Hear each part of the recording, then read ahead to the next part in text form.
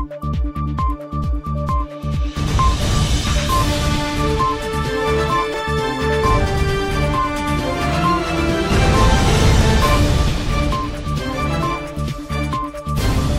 the news tonight, violence in schools will not be tolerated, said Minister of Education Priya Manichan.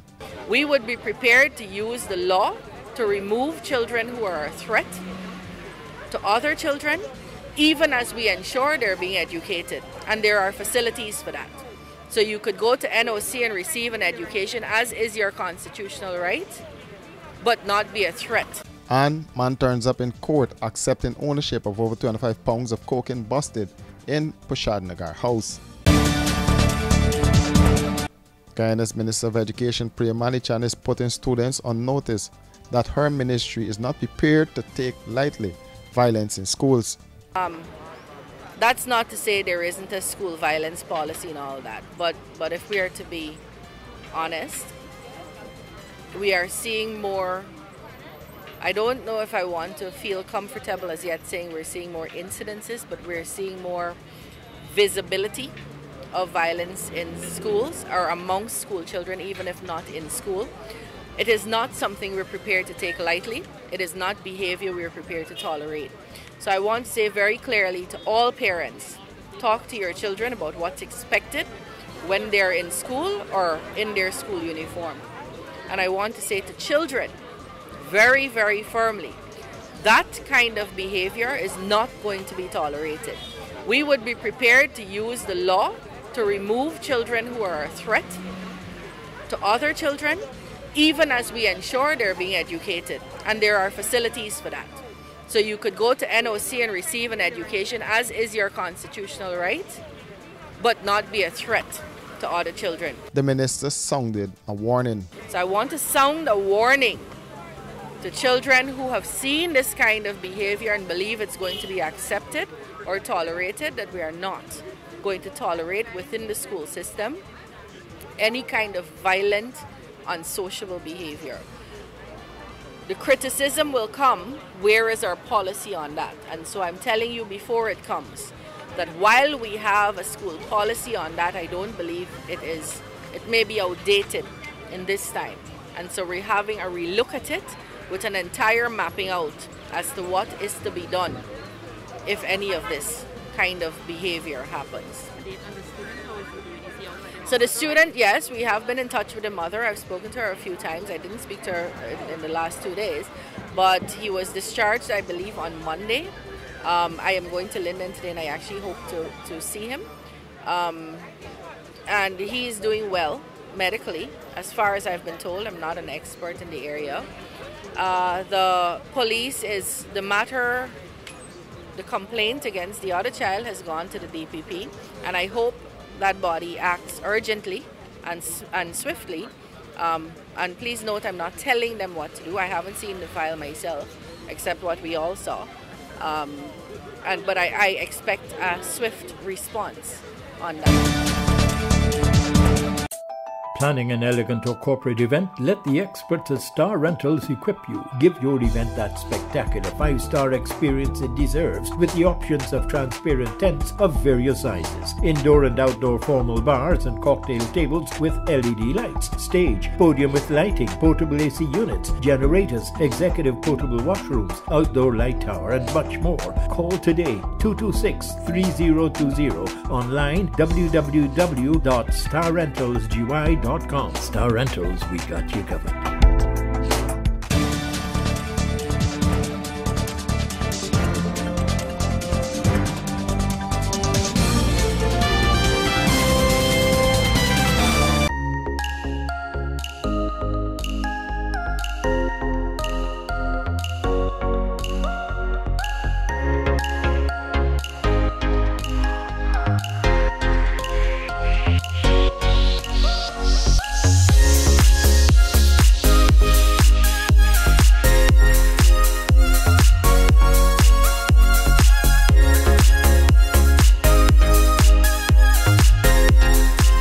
Hey, looking for office furniture, stationery, electronics, janitorial supplies, or even dietary products? Okay, stop searching, because we at Imperial Trading have all that and more. Check us out at 73 Section 8 Urban Street, or give us a ring on 639-3785. And be sure to ask about our special discounts. Whatever you need, we got it. Because at Imperial Trading, we operate so you can operate.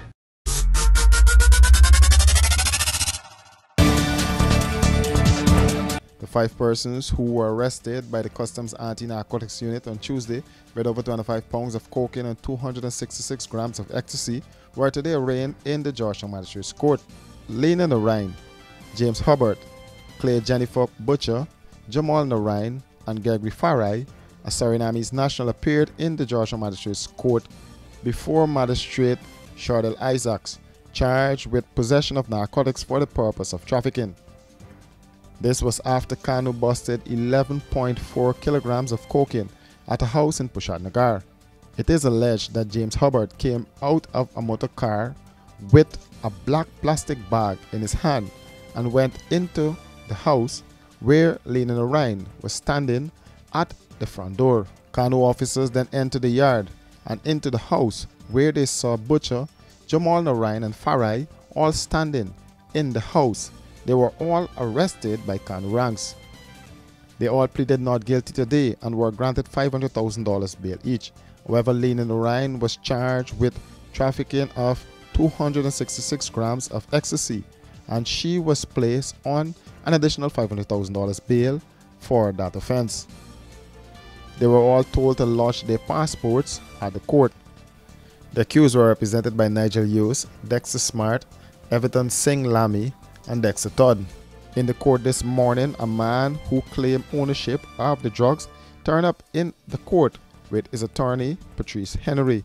To this, Kanu prosecutor Richard Harris said he suspects, based on what has emerged, it might be a plot for this person to plead guilty and take the rap. Harris advised that he go to Kanu headquarters to provide such information or statement. The 5 will make their next court appearance on May 4th. Washi. Hi people. Washing made so easy since I found Washi.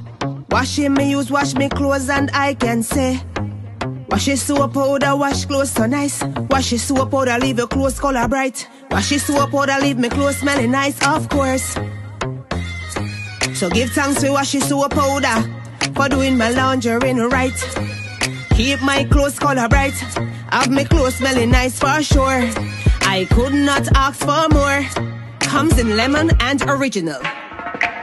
It is a washing machine in a pack.